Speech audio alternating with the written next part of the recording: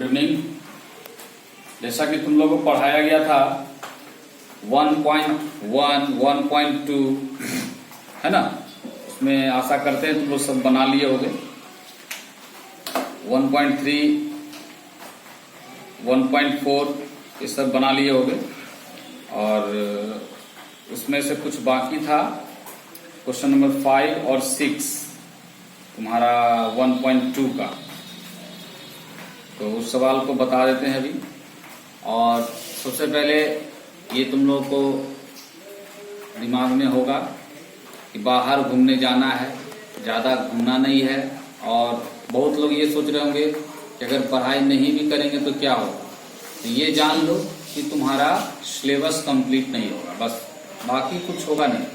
आप बहुत तेज हो, है ना, अगर बहुत तेज हो तो आप एक दिन में कितना पढ़ सकते हो, बस यही जान लो। अभी थोड़ा थोड़ा करके, अगर मान लो किसी का तबीयत खराब का कोई दवाई मिला, वो उसका डोज रहता है कि 3 टाइम पीजिए, 2 टाइम पीजिए, 1 टाइम पीजिए या खाइए दवा। अगर उसको 10 दिन का खाने के लिए दवा दिया, 1 दिन में खा लेगा तो क्या उसका बीमारी ठीक हो जाएगा, बीमार और हो जाएगा और बीमार हो जाएगा, समझे। उसी ढंग से अभी आप लोग का थोड़ा थोड़ा करके जो पढ़ाया जा रहा है, इसको आप लोग से रिक्वेस्ट है कि आप लोग बहुत ही अच्छे ढंग से घर में थोड़ा पढ़ाई पर भी ध्यान दीजिए, हाँ। और घर में माँ पिताजी को प्रत्येक दिन, अगर घर में बुजुर्ग में आपके दादाजी हैं, चाचा चाची हैं साथ में, तो आपको उनको भी प्रणाम करना है। कुछ लड़के लड़कियां अभी अपने नानी घर में रह रही हैं, तो अपने नाना नानी को, माँ मम्मी को, सबको प्रणाम करना है, ठीक है। ये प्रत्येक दिन का आपका रूल है कि आपको प्रणाम करना है, ओके। आज प्रणाम करोगे, कल के IAS ऑफिसर बन जाओगे तुम। अब रहा बात, सवाल उठता है, सर प्रणाम करने से IAS ऑफिसर कैसे बनेगा। कल मान लो तुम्हारा आज प्रणाम करते हो, कॉन्फिडेंस तुम्हारे सामने आएगा, तुमको तुम्हारे अंदर कॉन्फिडेंस बढ़ेगा। कल तुम IAS के एग्जाम देने जाओगे, उसकी इंटरव्यू दोगे, तुम्हारा वही कॉन्फिडेंस तुम्हारा काम करेगा और कल का तुम IAS ऑफिसर बन सकते हो, तुम्हारे पढ़ाई में मन लगेगा। अब बोलोगे ये IAS ऑफिसर में कॉन्फिडेंस कहाँ से आएगा। ये कॉन्फिडेंस अगर तुमको नहीं पता है तो तुम खुद देखो, अपने आप में उदाहरण लो। जब एग्जाम देने जाते हो तो माँ पिताजी, भगवान जी, बड़े जितने भी रहते हैं सबको प्रणाम करके जाते हो। किस लिए जाते हो, बस वही चीज वहां काम आया, प्रत्येक दिन का इकट्ठा किए तो, है ना। गुल्लक में एक दिन पैसा डालते हैं तो कुछ पैसा आता है, अगर डेली डालेंगे तो कितना आएगा, बस यही जान लो, यही कॉन्फिडेंस आएगा तुम्हारे पास, ओके। और साथ ही साथ तुम्हारे माँ पिताजी के साथ तुम्हारा रिलेशन और अच्छा बनेगा, नजदीक जाओगे, ठीक है, ये बात हुआ। और हम लोग बताए हुए हैं कुछ सेवा भी करने के लिए, माँ पिताजी का पैर, हाथ, ये सब भी दबाना है। इससे क्या होगा कि उनका सेवा भी आप कर सकते हो, ओके। अब हम लोग आते हैं मैथ्स में। पिछले बार हम बताए थे तुम लोग को कि मेंसुरेशन का लेसन स्टार्ट करेंगे। मेंसुरेशन का लेसन हम स्टार्ट करेंगे बोले थे तुम लोग को, ठीक है। स्टार्ट हम कर रहे हैं, लेकिन उससे पहले हम इधर वाला कुछ सवाल जो है वो 5 और 6 बता देते हैं, उसके बाद, ओके।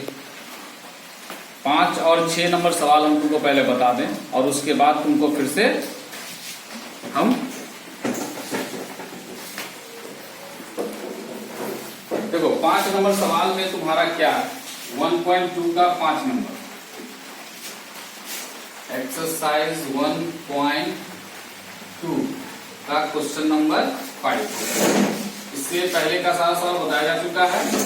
5 नंबर में जांच कीजिए कि किसी प्राकृत संख्या n के लिए संख्या 6 का पावर n अंक 0 पर समाप्त हो सकती है।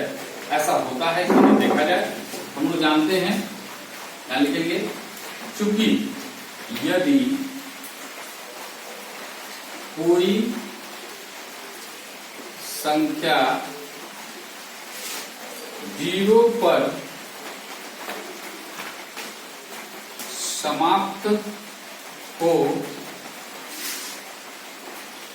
तो वह संख्या 10 से भाग लग जाएगी, ठीक है।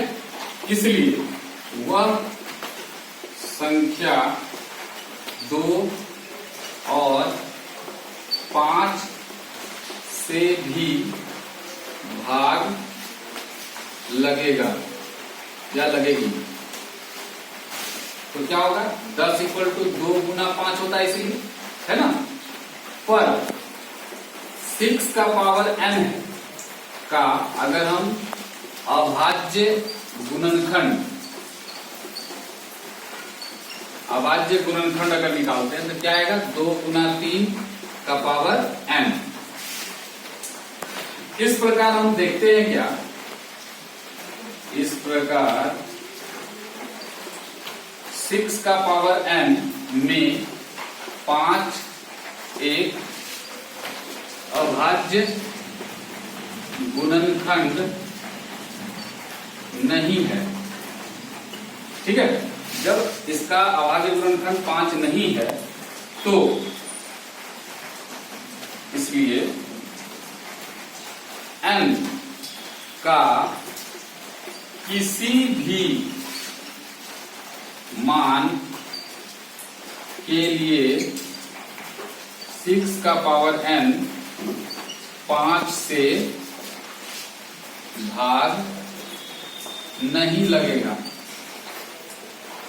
ठीक है, इसलिए किसी भी, जो सिद्ध करने दिया हमको वही लिखेंगे, किसी भी प्राकृत संख्या n के लिए संख्या 6 का पावर n अंक 0 पर समाप्त नहीं हो सकता। क्या बोला यहां पे? प्रूफ। क्या बोला यहां पे? देखो इस बात को समझो। यहां पे क्वेश्चन बोला है कि n का वह कौन सा मान है जिसके लिए 6 का पावर n जो है उसकी अंतिम संख्या 0 पर समाप्त होगा। तो अगर हम जानते हैं कि किसी भी संख्या का अंतिम संख्या अगर 0 है तो 10 से भाग लगेगा। ये लोग पढ़े 10 से कटने का नियम, तो वह संख्या 2 और 5 से भी कटेगा। 10 का बराबर होता है 2 गुना 5 फैक्टराइज, तो 6 का पावर n का फैक्टराइजेशन करते 2 गुना 3 होता है। इसलिए इस प्रकार हम देखते हैं 6 का पावर n में 5 एक अभाज्य गुणनखंड नहीं है। क्यों है? देखो 2 और 3 है, 5 है नहीं, तो n का किसी भी मान के लिए 6 का पावर n 5 से भाग नहीं लगेगा।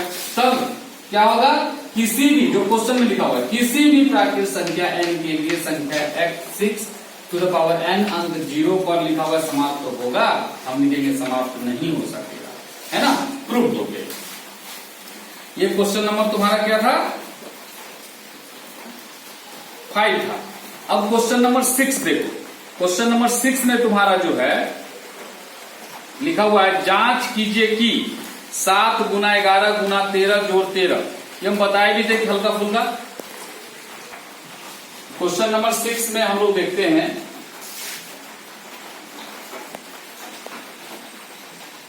सिक्स में है 7 इंटू 11 इंटू 13 प्लस 13। हम क्या करेंगे? इसमें से 13 कॉमन लेंगे, तो 7 इंटू 11 प्लस 1 हुआ। इसमें 13 ले लिए, इसमें 13 ले लिए, तो 13 से भागा देंगे 1 होगा। यहां जाएगा 13 इंटू 7 11 77 प्लस 1 यानी 13 गुना 78। अब 78 का फैक्टराइजेशन अगर करते हैं तो मान लो रफ है, रफ में हम अगर 78 का फैक्टराइजेशन करते हैं 2 गुना 39 3 गुना 13, तो क्या हो जाएगा? 13 गुना 3 गुना 2। तो फैक्टराइजेशन से देख रहे हैं क्या ये कटेगा? किससे कटेगा? 13 से भी कट सकता है, 3 से भी कट सकता है, 2 से भी कट सकता है। क्वेश्चन यही बोला है हमको। क्वेश्चन बोला है कि जांच कीजिए कि, नहीं, व्याख्या कीजिए कि यह एक भाज्य संख्या है। भाज्य मतलब क्या? कटने वाला। ठीक है, कंपोजिट नंबर, दैट मीन्स कटने वाला संख्या। तो लिखेंगे अतः 7 गुना 11 गुना 13 जोड़ 13, ठीक है, एक भाज्य संख्या है।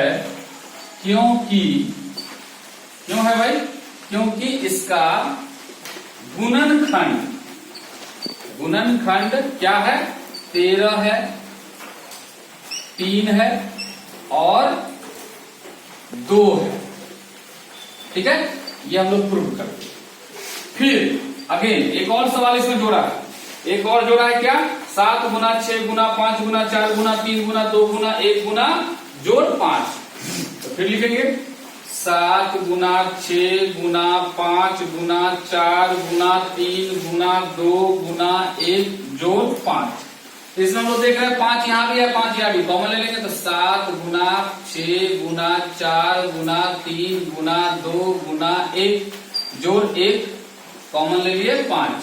तो 5 गुना यहां पर जाएगा 7 गुना 6 गुना 4 गुना 3 गुना 2 करेंगे, 7 छक 42, 42 गुना 4 या 12, 12 दूनी 24, 42 गुना 24, तो 24 दूनी 48 और 24 चौक 96, है ना। तो हम लोग 96 का हो गया 960 और 24 दूनी 48, तो 8 10 1008, 1008 प्लस 1, तो क्या हो जाएगा 5 इंटू 1009, 8 में जोड़ दिए तो 9 हो गया। यानी यहां भी देख रहे हैं 2 फैक्टराइजेशन है। हम लोग क्या जानते हैं कि अभाज्य संख्या मतलब जो कभी किसी से नहीं कटेगा, जिसको हम लोग कहते हैं प्राइम नंबर, तो वह उसका गुणनखंड सिर्फ 1 और वो स्वयं होगा। इसका 2 गुणनखंड है, इसका मतलब ये कटेगा, है ना। तो वही बात फिर लिखेंगे, अतः 7 गुना 6 गुना 5 गुना 4 गुना 3 गुना 2 गुना 1 जोड़ 5, है ना। यही बात लिखेंगे। एक भाज्य संख्या है क्योंकि इसका गुणनखंड क्या क्या है, 5, 5 और 1009 है। ये भी प्रूव हो गया। यही हमको सिद्ध करना था कि क्या ये भाज्य संख्या है, तो भाज्य संख्या है ये भी और भाज्य संख्या ये भी। देखो तुम्हारा इसमें एक्सरसाइज 12.1, ठीक है, इसमें है वृत्त। वृत्त का मतलब क्या हुआ, ये हुआ वृत्त। इस वृत्त में ये सेंटर है, ये त्रिज्या है, और अगर इसको कहोगे तो क्या है, व्यास है। क्या है, व्यास। ये सेंटर O है, इसको कहते हैं त्रिज्या। इसको D द्वारा सूचित करते हैं, इसको R द्वारा सूचित करते हैं। और यह जो हमारा ये सर्कल का ये वाला यहां से ऐसे करके खींचे हैं, इसको कहते हैं परिधि, है ना, पैरामीटर या सर्क्यूटेंस। ठीक है, तो यह मेरा परिमिति भी है, हाँ, और परिधि भी। समझे बात को।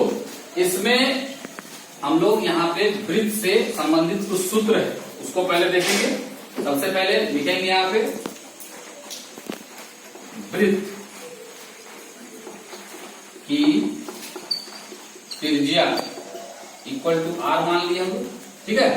तो वृत्त का व्यास इक्वल टू 2 इंटू R। तो फिर हम अगर लिखते हैं वृत्त की त्रिज्या व्यास के अनुसार, तो क्या हो जाएगा, व्यास बटा 2। फिर वृत्त की परिधि equal to that 2 pi R। अगर हम वृत्त की परिधि दिया हुआ है और हमको निकालना है त्रिज्या, है ना, तो उसको हम इसके अनुसार बना लेंगे। अब वृत्त का क्षेत्रफल पाई R², समझे, ये हमारा फॉर्मूला है। उसके बाद और एक चीज है तुम्हारा परिधि, यानी ये बाउंड्री में काम होगा। जैसे हम लोग का जमीन खरीदते हैं, कुछ करते हैं, तो उसका चारों तरफ बाउंड्री करते हैं, वो उसका परिमाप हुआ, परिमिति हुआ, परिधि हुआ, ठीक है।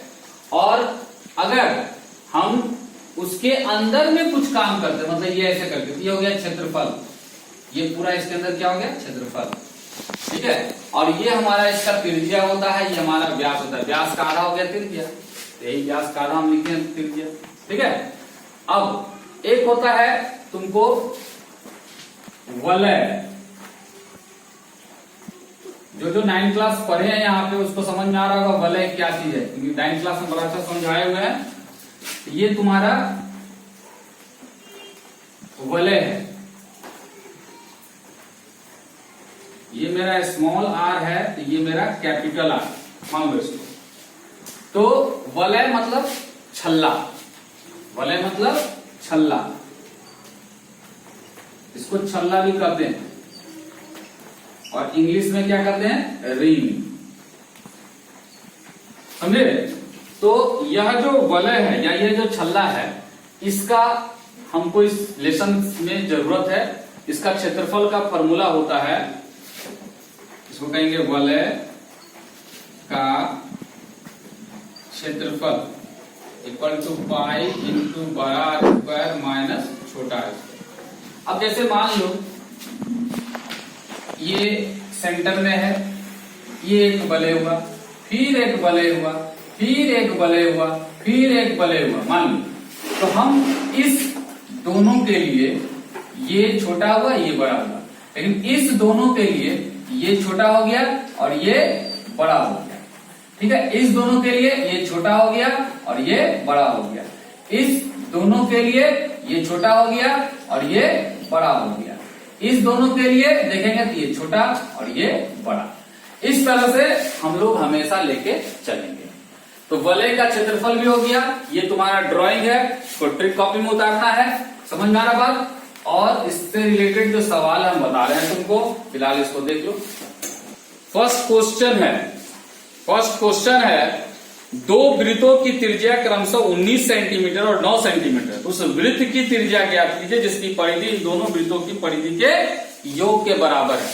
दो छोटा छोटा वृत्त है, उन दोनों वृत्तों के परिधि को जोड़ के बोल रहा है एक बड़ा वृत्त बना, उस वृत्त की त्रिज्या हमको निकालना है। कोई बात नहीं, हमको दिया हुआ है पहले वृत्त की त्रिज्या और दूसरे वृत्त की त्रिज्या दिया हुआ है ना। पहला क्वेश्चन लिखेंगे, पहले वृत्त की त्रिज्या, इसको हम लोग स्मॉल आर मान लेते हैं क्योंकि ये छोटा है, बड़ा आर मान लेते हैं क्योंकि बड़ा है, 19 दिया हुआ है, 19 सेंटीमीटर। फिर लिखेंगे, चाहे इसको हम लोग R1 मान लेते हैं, है ना। फिर लिखेंगे दूसरे वृत्त की त्रिज्या R2 इक्वल टू लिखा हुआ है कितना, 9 सेंटीमीटर हो गया। तो हमको बोल रहा है क्या, उस बड़े वृत्त की त्रिज्या क्या होगी जिसमें ये दोनों वृत्त के परिधि के योग के बराबर है, परिधि के योग के बराबर है। तो सबसे पहले हम लिखेंगे पहले वृत्त की परिधि, ठीक है, इसको हम लोग C1 बोल देंगे, परिधि को C1 कर देंगे, है ना। हो जाएगा 2 पाई R1। तो क्या हो जाएगा, 2 पाई को पाई ही रहने देते हैं, ऐसे 22/7 रख सकते हैं, पाई को पाई ही रहने देते, कट जाएगा लास्ट में सीधे। R1 हमारा क्या है, 19, चाहे पाई का मान रखी दो चूंकि दिया हुआ है, 22/7 गुना R1 कितना है, 19 है, हो गया।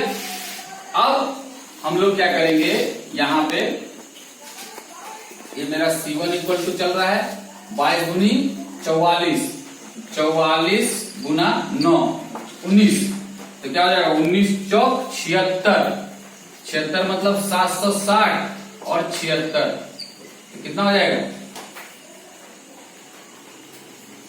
76, 6 7 6 7, ये होगा 19 चौक 76 के 6 अंत में 7, 19 चौक 76 ना, ये 7 इधर लिखिएगा, 6 3 8 8 3 6 8 3 6 836 बटा में 7, ये हमारा सेंटीमीटर स्क्वायर, सेंटीमीटर में आया। फिर लिखेंगे हम लोग दूसरे वृत्त की परिधि C2 इक्वल 2πr2। तो C2 इक्वल हो जाएगा 2 गुना फिर 22/7 गुना R2 का मान है 9।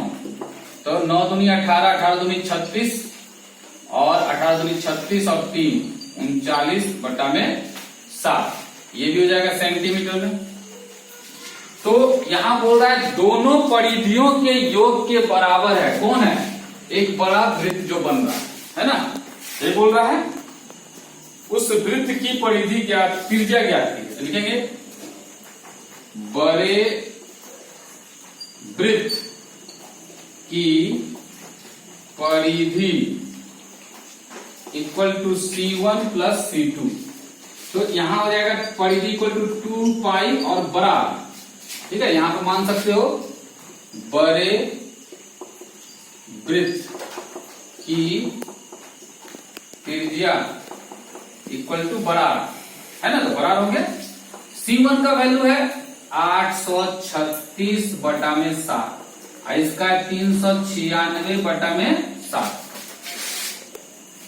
यहां लिखेंगे हम लोग 2πr इक्वल टू, लघुत्तम ले लेंगे तो क्या आ जाएगा 7 हो जाएगा। हो जाएगा 836 जोड़ 396। तो 6 6 12, 9 3 12, 1 13, हाथ में 1, 3 8 11, 1 12/7 और यहाँ है 2πr, ठीक है। यहाँ पे 2πr है तो इसको हम लोग लिख सकते हैं 22/7, क्योंकि यहाँ तक दिए हैं 2 गुना 22/7 गुना r, यहाँ जाएगा 44/7 और r, ठीक है।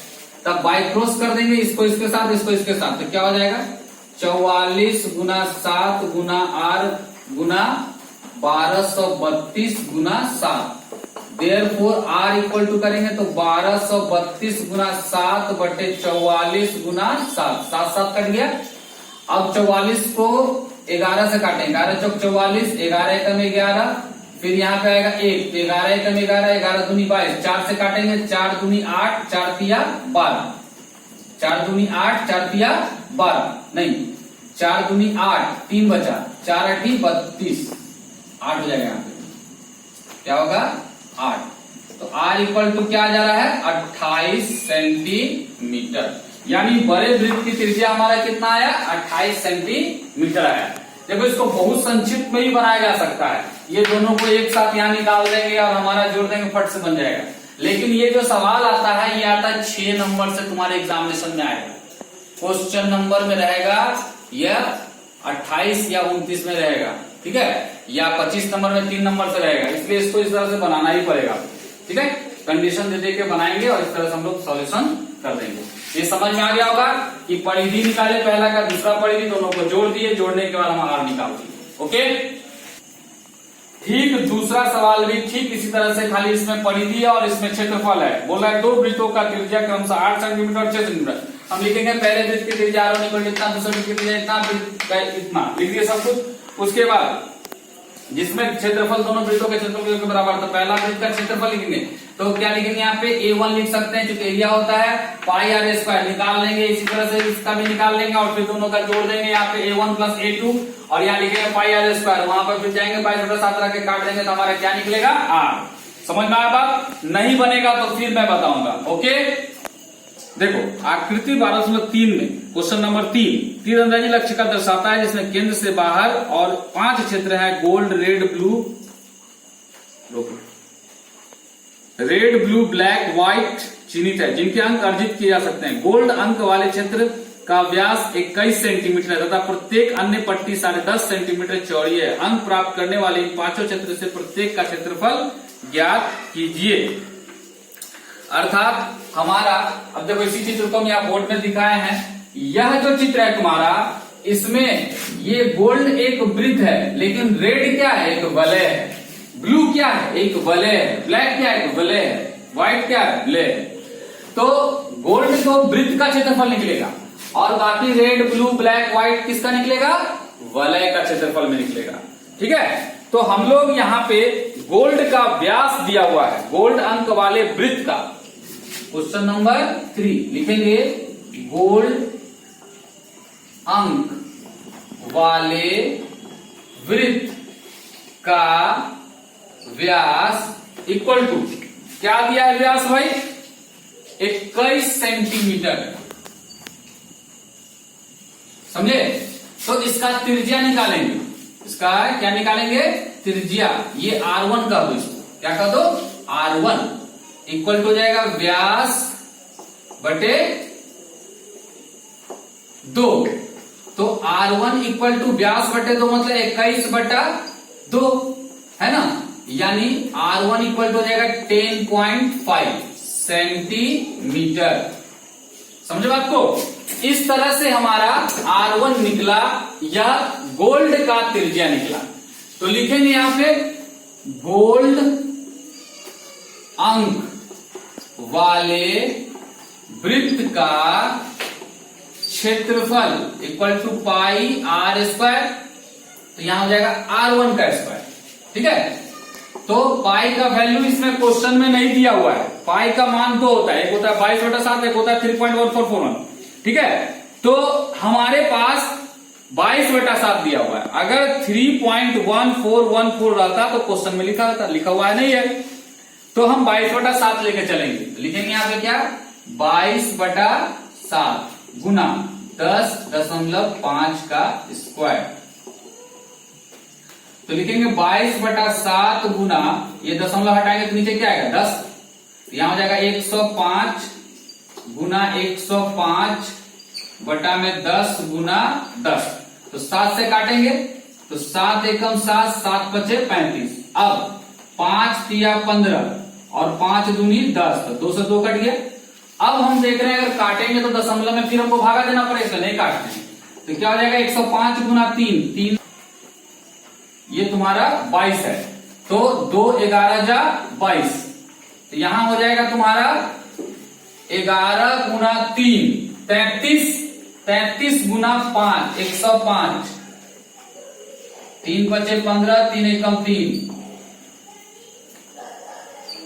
यहां हो जाएगा तुम्हारा 5 1 8 1 3 1, हो जाएगा 31815 बाय 10, यानी ये एक के बाद दशमलव आ जाएगा 3181.5 सेंटीमीटर स्क्वायर एक आंसर। मतलब ये गोल्ड अंक वाले वृत्त का क्षेत्रफल, हमको बोला गया है क्या, अंक प्राप्त करने वाले 5 क्षेत्र में से प्रत्येक का क्षेत्रफल ज्ञात करें। हम गोल्ड का तुमको निकाल दिए, अब तुम्हारा यहां पे हमको निकालना है रेड का। तो गोल्ड का त्रिज्या हमको मालूम है, लेकिन रेड वाला हम वलय के लिए बताए थे ना, इस तरह से ये इसका त्रिज्या है और ये इसका है, ये त्रिज्या तुमको मालूम हो गया R1, ये R2 मालूम चला नहीं, लेकिन इसमें बोल रहा है ये 10.5 चौड़ा है, यहां से यहां तक जो चौड़ाई है प्रत्येक का 10.5 है। तो हम लिखेंगे अब यहां पे रेड अंक वाले वृत्त की त्रिज्या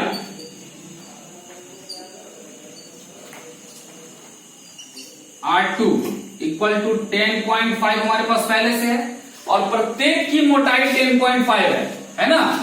ये बात अगर चाहोगे तो लिख सकते हो, ऊपर में लिखा हुआ है प्रत्येक अन्य पट्टी की चौड़ाई, लिखेंगे प्रत्येक अन्य पट्टी की चौड़ाई इक्वल टू 10.5 सेंटीमीटर। तो हम लोग यहां पे मोटाई जोड़ दिए 10.5, यानी कितना हो जाएगा R2 इक्वल टू हो जाएगा 21 सेंटीमीटर, 10 10 20 और 1 21 हो गया। तो अब हम निकालेंगे रेड वाले क्षेत्र का क्षेत्रफल। तो रेड में तो ये गोल्ड हट गया है, तो ये वलय हुआ, इसको लिखेंगे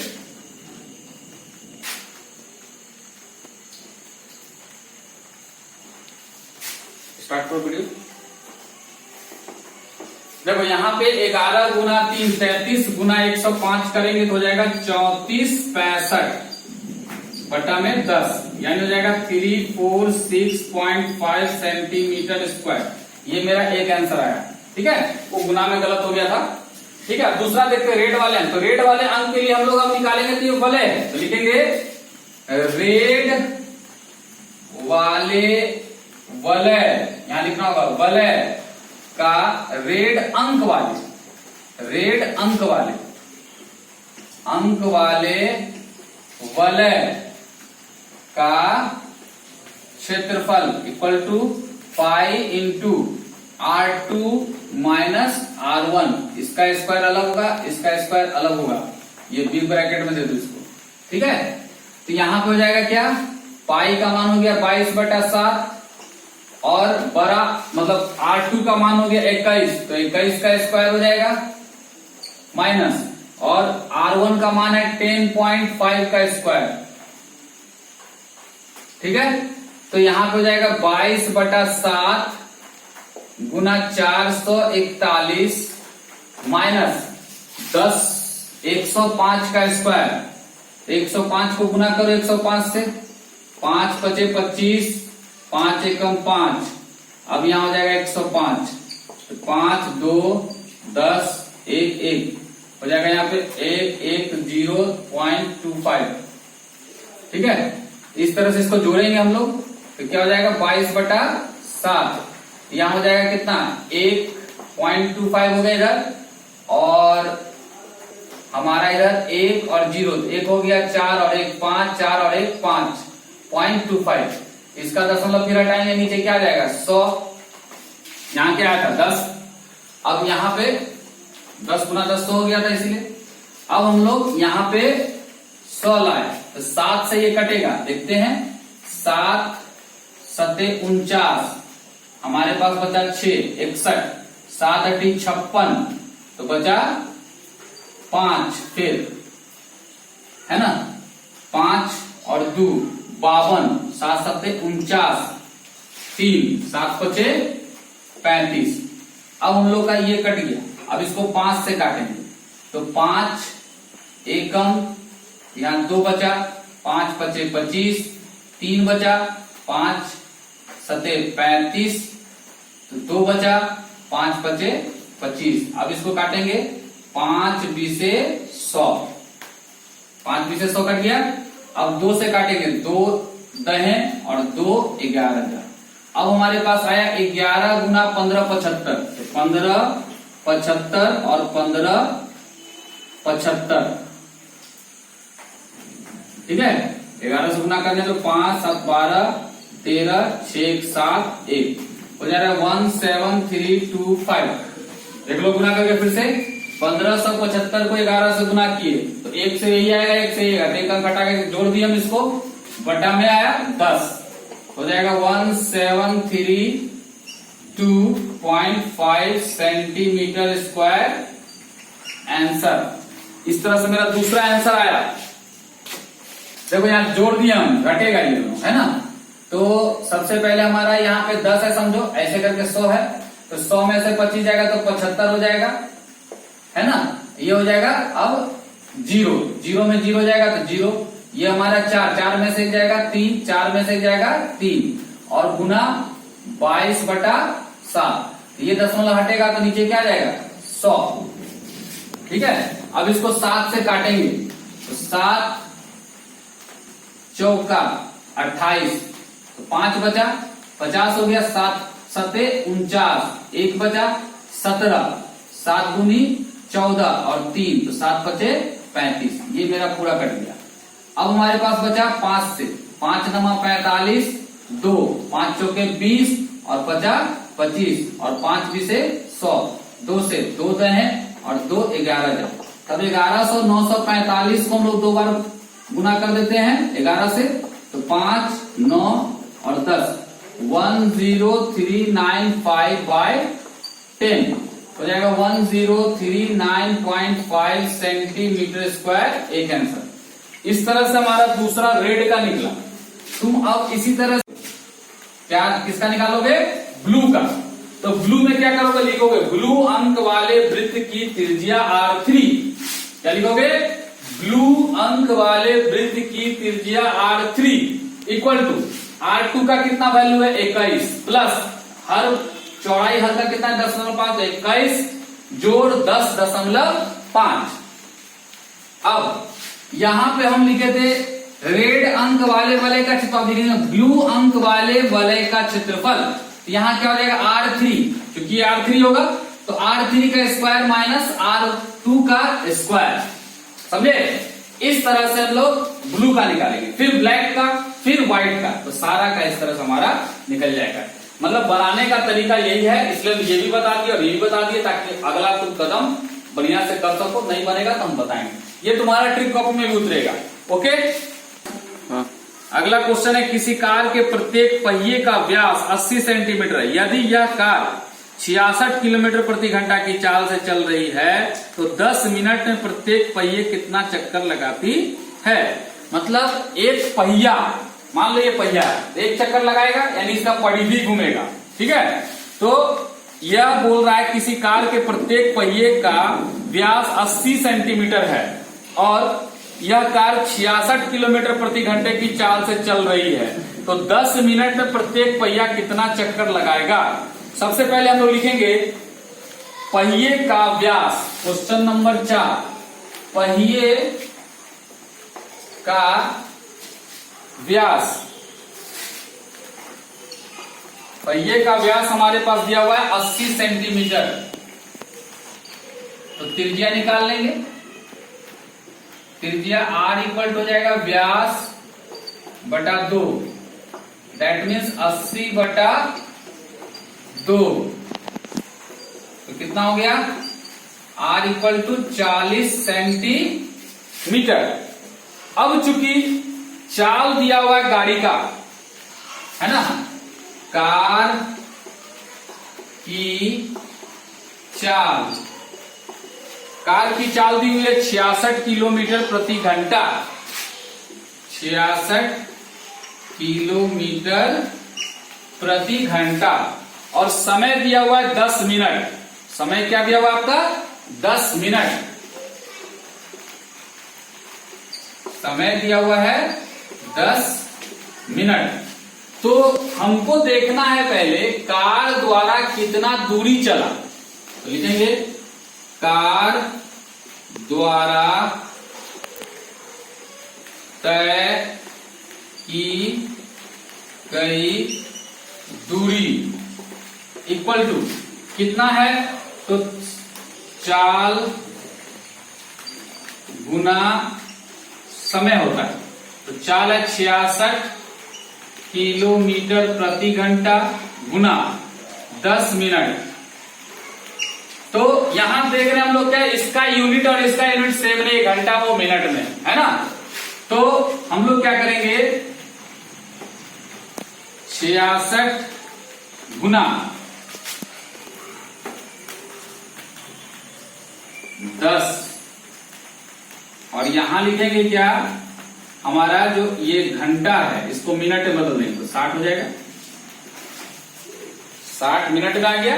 और ये किलोमीटर में है, ये क्या चीज में है, किलोमीटर में है, ठीक है। तो किलोमीटर को ये सेंटीमीटर में, इसको सेंटीमीटर में बदलेंगे, है ना। तो पहले मीटर में बदलने के लिए 1000 हो गया। अब मीटर से हम सेंटीमीटर में बदलेंगे तो 100। समझ में आ रहा बात, 1000 मीटर बराबर 1 किलोमीटर और 100 सेंटीमीटर बराबर 1 मीटर। तो ये मीटर में आ गया, मीटर से ये सेंटीमीटर में आ गया। अब हम इसको 1 0 से 1 0 काट लें और ये 6 से 11, कितना दूरी हुआ 1 1 1 2 3 4 5, 1 2 3 4 5 सेंटीमीटर, है ना। इतना सेंटीमीटर वो दूरी तय करेगा, कितने मिनट में, 10 मिनट में। हमको इतना दूरी में यह पहिया कितना चक्कर लगाएगा, इसके लिए इसका परिधि निकालना होगा। तो लिखेंगे पहिए की परिधि इक्वल टू 2 पाई r। तो 2 गुना पाई का वैल्यू दिया हुआ है, नहीं दिया हुआ है, तो लिखेंगे 22/7, 22/7 गुना r का वैल्यू कितना दिया हुआ है 40, कोई नहीं कटेगा। तो 40 दूनी 80, 8 दूनी 16, 8 दूनी 16, एक 17 और एक 0, 1760/7 तुम्हारा आ रहा है। ठीक है, तो इस ढंग से इतना दूरी एक चक्कर में लगा रहा है। एक बार पहिया अगर घूम रहा है ऐसे करके तो कितना दूरी चल रहा है, इतना दूरी, और उसको चलना है इतना दूरी, तो उसको कितना चक्कर लगाया, क्वेश्चन लिखा पहिया कितना चक्कर लगाया है ना, तो लिखेंगे पहिए द्वारा लगाए गए चक्करों की संख्या बराबर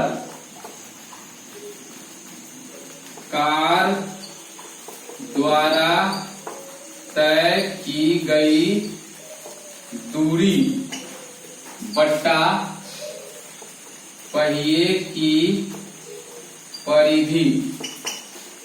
तो कार का है 1 1 और 5 को 0, 3 4 1 5, और ये हो जाएगा 1760/7। ये उलट के ऐसे हो जाएगा क्या 1 1 0 0 0 0 इंटू 7/1760, एक 0 से 0 कट गया। अब 11 से काटेंगे तो 11 एकम, तो कितना 0 हो जाएगा 4, 1 2 3 4। अब हम लोग क्या करेंगे, इसको 11 से काटेंगे, 11 एकम 11 और 6 16 और कट गया। अब हम लोग फिर काटेंगे 16 से, पहले 4 से काटते हैं, इजी रहेगा, 4 चौका 16, 4 25 से 100 और 2 0, ये कट गया। अब फिर 4 से काटेंगे तो 4 छक्का 24 और हाथ में 1, तो 4 दूनी 8, फिर 2, तो 4 5 20, यानी कुल मिला के आ गया 625 गुना 7। तो 625 को 7 से गुना कर दो, 7 5 35, 7 दूनी 14, 3 17, हाथ में 1 और 7 छक 42, 1 43, तो कितना हो जाएगा 4375 चक्कर। समझे? इस तरह से पहिया कितना चक्कर लगाएगा, 4375 चक्कर लगाएगा, तब इतना दूरी तय करेगा 10 मिनट में। समय इतना है 10 मिनट। ये समझ में आया? अगला 5 नंबर सवाल, निम्नलिखित में सही उत्तर चुनिए तथा अपने उत्तर की औचित्य दीजिए। यदि एक वृत्त का परिमाप और क्षेत्रफल संख्यात्मक रूप से बराबर है तो एक वृत्त की त्रिज्या किसके बराबर होगी? बोल रहा है एक वृत्त का परिमाप और क्षेत्रफल संख्यात्मक रूप से बराबर है तो उस वृत्त की त्रिज्या किसके बराबर होगी? Question number 5। तो लिखेंगे क्या, पहले वृत्त की त्रिज्या इक्वल टू r हो गया। अब यहां बोल रहा है क्वेश्चन क्या, इस क्वेश्चन में बोल रहा है कि वृत्त का परिमाप और वृत्त का क्षेत्रफल संख्यात्मक रूप से बराबर है। तो लिखेंगे यहां पे वृत्त प्रश्न से वृत्त का क्षेत्रफल इक्वल टू वृत्त की परिधि या परिमाप, परिमाप लिखा हो, परिमाप लिखो, परिमाप, ठीक है। तो वृत्त का क्षेत्रफल होता है पाई आर स्क्वायर और वृत्त का परिमाप होता है 2 पाई आर, ठीक है। अब दोनों बराबर कर दिया तो यहां पर हम लिख सकते हैं pi r into r equal to 2 pi r लिख सकते हैं। अब हम लिखेंगे आर, ये वाला आर इक्वल, तो ये पाई आर इधर आ जाएगा, 2 पाई आर बाय 2 पाई, तो पाई पाई कट गया, 2 2 कट गया, तो आर इक्वल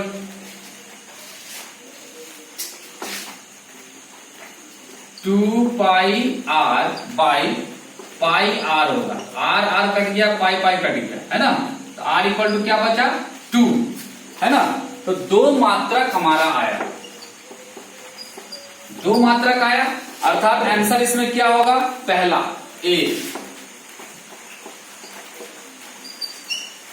समझ में आ गया बात?